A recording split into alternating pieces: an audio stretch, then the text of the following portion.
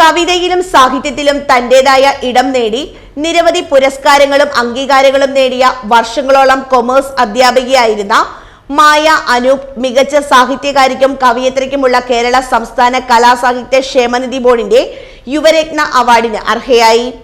Mundakayam 35 mile മടത്തിക്കുന്നേൽ വീട്ടിൽ മായ അനൂപ് കുട്ടിക്കാലം മുതൽ കവിതയിലും നൃത്തത്തിലും ഏറെ ആകൃഷ്ടയായിരുന്നു. ഗാനങ്ങളിലും കവിതകളിലുമെല്ലാം ഏറെ തൽപരയായിരുന്ന മുത്തശ്ശിയിൽ നിന്നുമാണ് മായയ്ക്ക് കവിതയിലേക്കുള്ള വഴി തെളിഞ്ഞത്. ജീവിത ചുറ്റുപാടുകളും അനുഭവങ്ങളും കാഴ്ചപ്പാടുകളും ഉൾക്കൊണ്ടുകൊണ്ടാണ് മായ കവിതാ രചന നടത്തുന്നത്.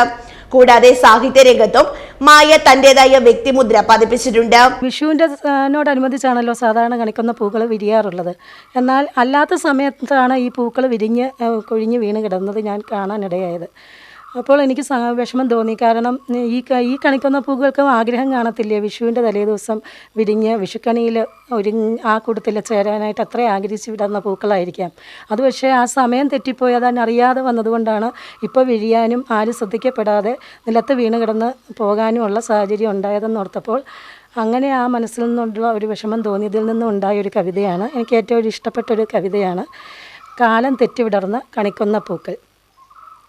ഏതോ മരത്തുള്ളി തന്നുടെ സ്പർശനമേറ്റു സമാധിയിൽ നിന്നുണർന്ന കണിക്കൊന്ന വേഗമ മഞ്ഞപ്പൂത്തോരണം ചാർത്തിയൊരുങ്ങാൻ തിടുക്കമാർന്നു.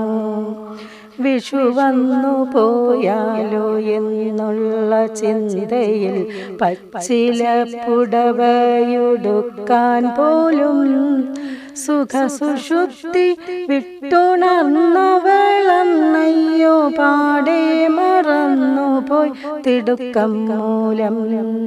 കവിതാ സമാഹാരമായ സ്വപ്നഗീതകം, ഹൃദയാക്ഷരങ്ങൾ എന്ന ലേഖന സമാഹാരം തുടങ്ങിയവ മായയുടെ പ്രസിദ്ധീകരിച്ച പുസ്തകങ്ങളാണ്.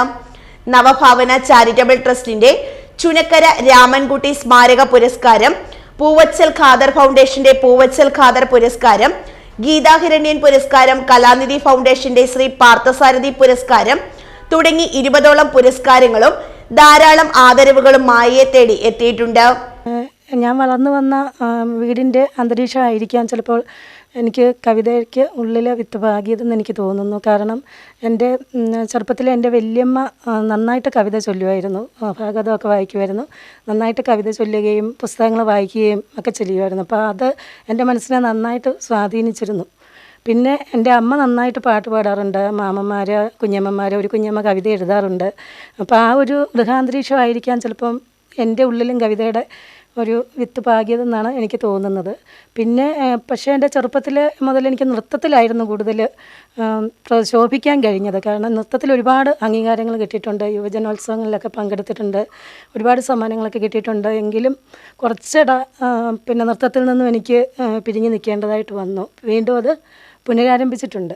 മികച്ച സാഹിത്യകാരിക്കുള്ള പുരസ്കാരം മന്ത്രി കടന്നപ്പള്ളി രാമചന്ദ്രന്റെ കയ്യിൽ നിന്നും ആഴ്ചകൾക്ക് മുൻപാണ് ഏറ്റുവാങ്ങിയത്. 3000 പേരുടെ രചനകൾ ചേർത്ത് പ്രസിദ്ധീകരിച്ച Guinness book record, unicorn record മുതലായ നിരവധി റെക്കോർഡുകൾ നേടിയ ലോകത്തിലെ ഏറ്റവും വലിയ ചെറുകവിതാ സമാഹാരമായ പെൻഡ്രൈവിലും മായയുടെ രചനകൾ ഉൾപ്പെടുത്തിയിട്ടുണ്ട്. ആകാശവാണി ദേവികുളം നിലയത്തിൽ സാഹിത്യവേദിയിൽ കവിതകൾ അവതരിപ്പിക്കാറുണ്ട്. നവമാധ്യമങ്ങളിലും ഓൺലൈൻ മാഗസിനുകളിലും സജീവ സാന്നിധ്യമായ മായ അനൂപ് നിലവിൽ എന്റെ കവിത എന്നൊരു സാഹിത്യ ഗ്രൂപ്പിന്റെ പ്രവർത്തകയായും പ്രവർത്തിക്കുന്നു. പുരോഗമന കലാസാഹിത്യ സംഘം കാഞ്ഞിരപ്പള്ളി ഏരിയ കമ്മിറ്റി അംഗമാണ്. മുണ്ടക്കയം ക്വീൻ ബീസിന്റെ മഷിക്കൂട്ട് എന്നൊരു കയ്യെഴുത്ത് മാസികയുടെ വർക്കുകൾ ചെയ്യുന്നു. മാതാവ് ശാന്തമ്മ PB, ഭർത്താവ് അനൂപ് ശ്രീധരൻ, മക്കൾ ശ്രീജിത്ത് അനൂപ്, സങ്കീർത്ത് അനൂപ് എന്നിവർ ചേർന്നതാണ് കുടുംബം.